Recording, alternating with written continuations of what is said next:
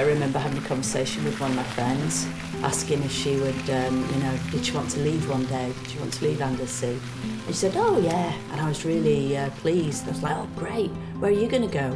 Oh, I'll go over the bridge to Bangor. I thought, oh no, I've got to go further.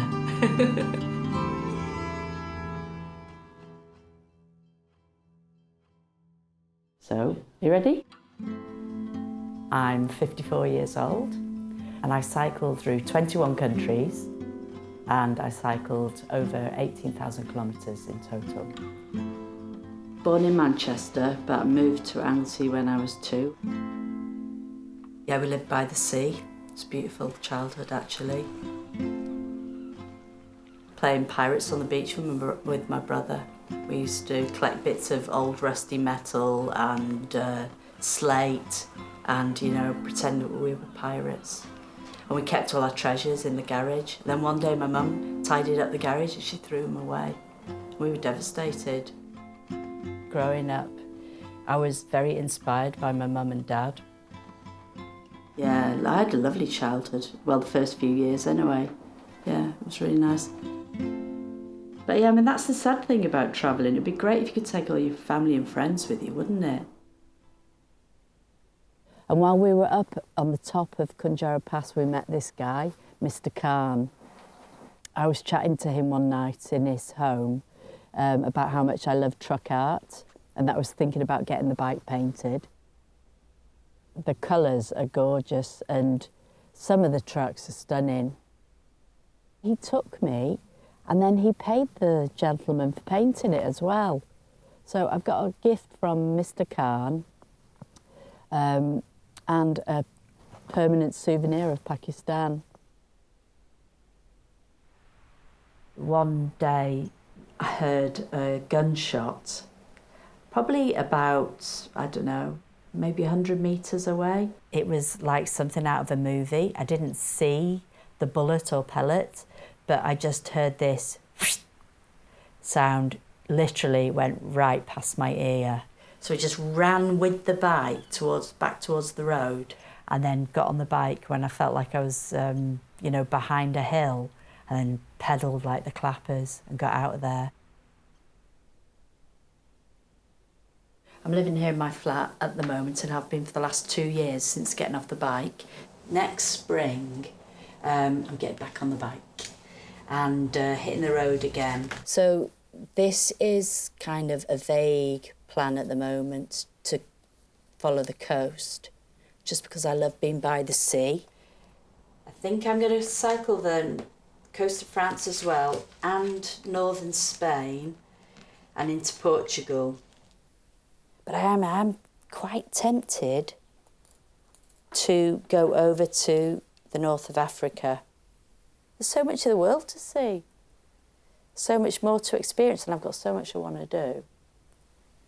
This little camper trip tomorrow, I guess is going to prepare me mentally. Yeah, test my gear, prepare me for all the jobs that I haven't done yet. It'll test out the whole wild camping thing, won't it? See how it is in Wales, see if people care.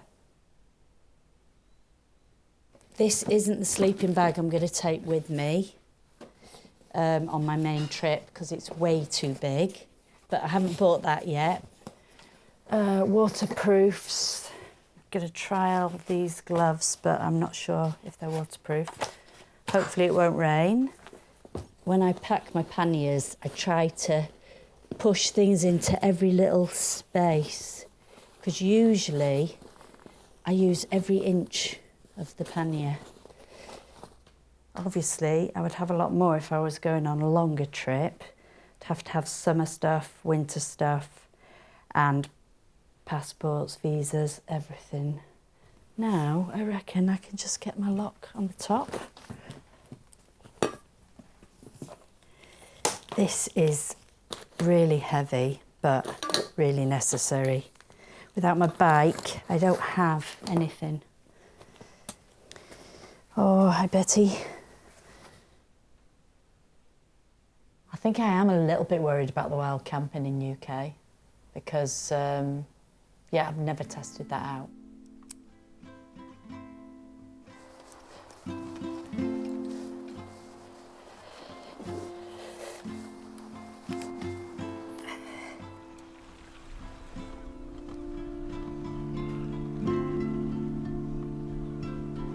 love that sound. It always reminds me of being here.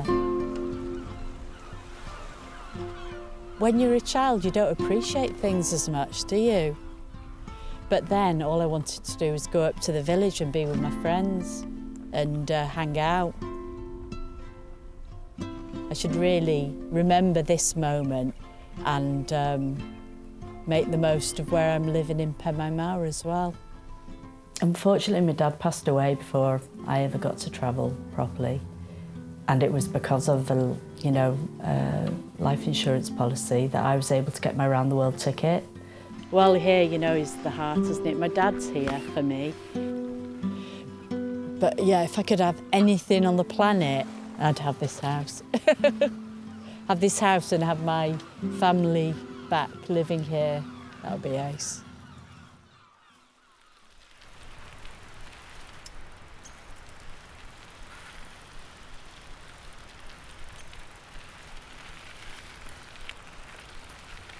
I love being on the bike. I mean, that sense of freedom is amazing. You don't feel that in a 9-to-5 when you live in a regular lifestyle. I'm sure having children and bringing children up does bring a lot of joy. But yeah, I just always wanted to travel instead.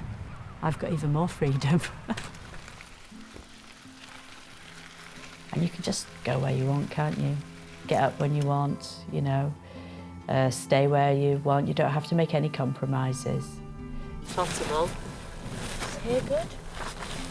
Here is good. And you can just go in that one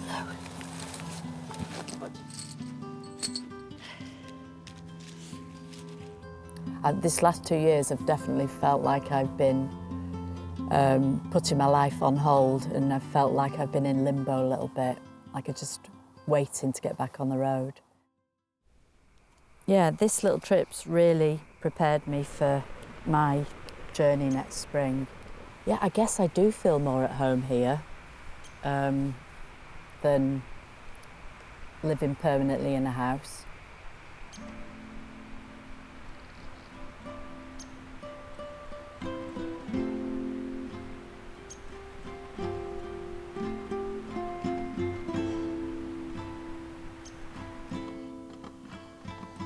Well, it's the unknown as well, isn't it? You don't know what you're going to find.